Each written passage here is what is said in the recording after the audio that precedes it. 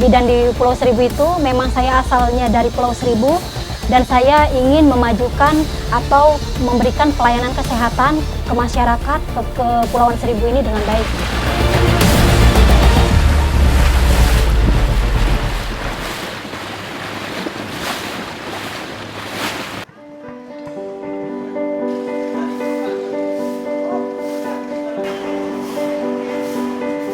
Nama saya Bidan Nurlela, usia saya 30 tahun.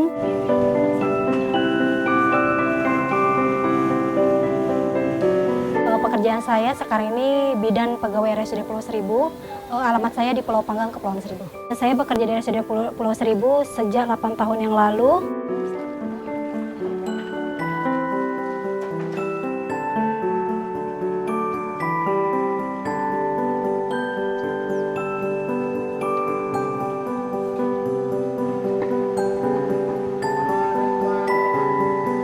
Terus di RSUD Pulau Seribu ini kenapa ada bidan apung? Kita ada program di RSUD Pulau Seribu itu dalam seminggu kita menjemput pasien, menjemput bola istilahnya, menjemput bola ke pasien-pasien ke Puskesmas Selatan dan Puskesmas Utara.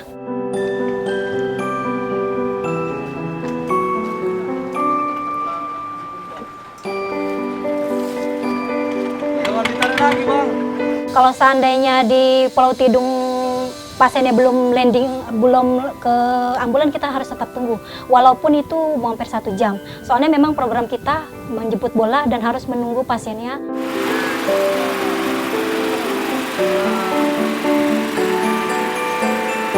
Prosedur penjemputan pasien ada dua, ada hari Rabu dan hari Kamis. Yang hari Rabu itu kita menjemput di Puskesmas Kecamatan Utara. Itu pulaunya yang kita jemput itu Pulau Kelapa, Pulau Sebira, Pulau Harapan, sama Pulau Kelapa II. Kalau untuk yang di selatan itu kita jemputnya di Pulau Tidung, Pulau Lancang, Pulau Pari, dan Pulau Untung Jawa.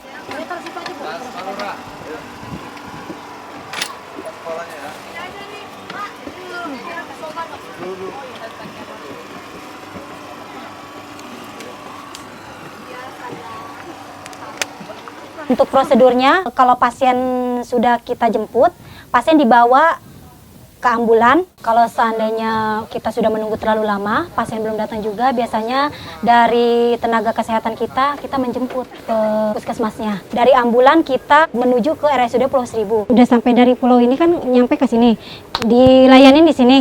Pelayanan di rumah sakit. Biasanya dari puskesmas itu membawa perawat atau bidannya, tenaga kesehatannya untuk mendampingi pasien yang kita jemput itu. Kalau sudah selesai mendapatkan pelayanan di RSUD Pulau Seribu kita antar lagi ke pulau masing-masing.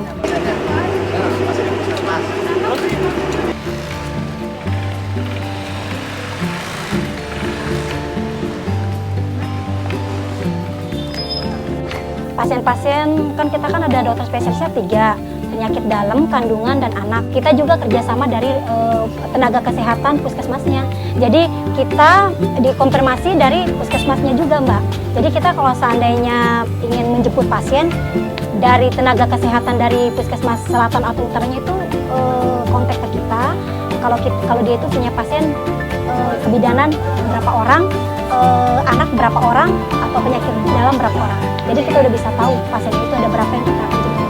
Kalau seandainya emergensi lahir di ambulan, kita biasanya dengan melihat keadaan pasiennya dulu. Pasiennya seperti apa, keluhannya apa. Kalau dia bilang mulus-mulusnya udah sering, biasanya kita periksa dulu TTV-nya, DJJ bayinya kayak gimana. Kalau DJJ-nya bagus, TTV ibunya bagus, terus ibunya untuk mengeluh udah nggak tahan mulusnya atau apa, kita biasanya periksa dalam.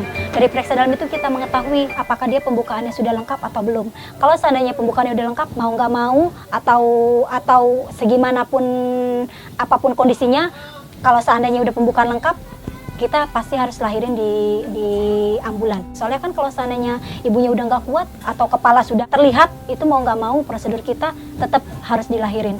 Tapi dengan kondisi saya memakai APD, kondisi ibunya bagus, DJJ ibunya bagus, kita harus melahirkan di ambulan juga kalau seperti itu.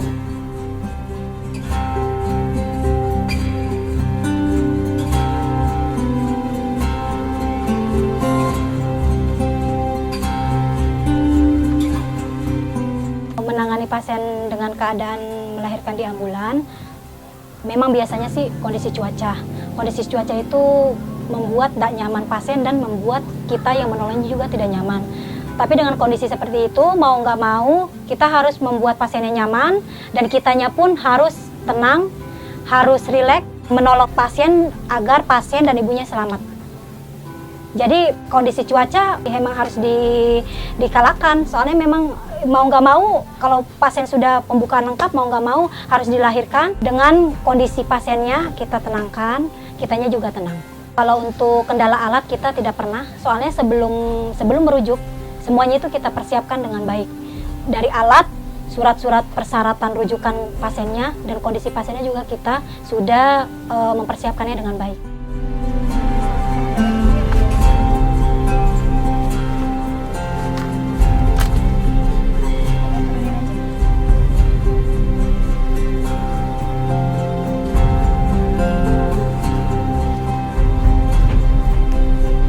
Lebih suka yang ngejemput pasien sih ya.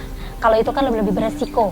Kalau yang langsung rujukan ke Jakarta, memang kalau rujukan itu biasanya kasus-kasusnya yang beresiko, yang memang beresiko dan tidak bisa ditangani di RSUD Pulau Seribu, mau nggak mau kita harus bawa ke Marina, ke rujuk ke rumah sakit yang di darat, yang punya fasilitas yang lebih.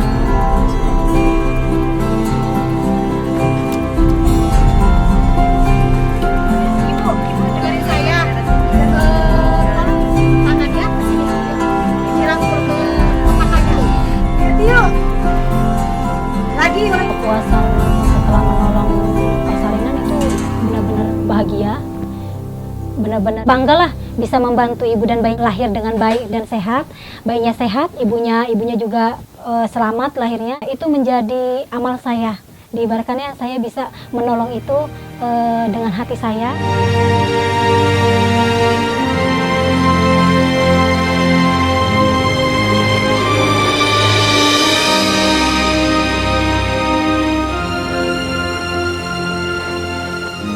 Pasien itu konsumen, dan saya sebagai tenaga kesehatan harus membuat konsumen itu merasa nyaman, merasa bisa terlayani dengan baik, baik itu kesehatannya atau pokoknya segi kenyamanan dari ambulan, kesehatan dia itu pelayanan kita, pasien itu harus mendapatkan pelayanan yang benar-benar bermutu dari Rumah Sakit RSUD Pulau Seribu itu.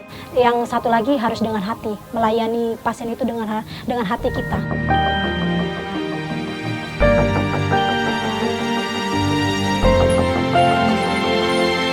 Jadi saya ingin menjadi bidan di Pulau Seribu itu, memang saya asalnya dari Pulau Seribu dan saya ingin memajukan atau memberikan pelayanan kesehatan ke masyarakat, ke Kepulauan Seribu ini dengan baik. Kalau sukanya, saya asli orang Pulau Seribu, jadi kerja di sini enak, dekat dengan keluarga. Dukanya itu saya 8 tahun kerja di RSUD Kepulauan Seribu. Untuk pengangkatan PNS untuk sekarang itu agak-agak susah. Itu dukanya. Lebih enak suka sih, sukanya itu bisa membantu sesama warga.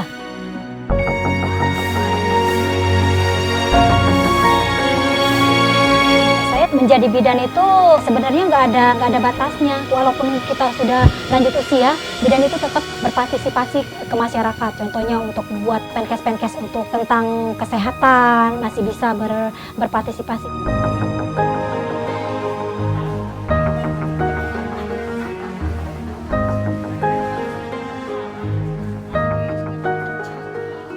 Untuk saat ini, saya untuk saat ini memberikan pelayanan yang terbaik aja untuk masyarakat Kepulauan Seribu aja.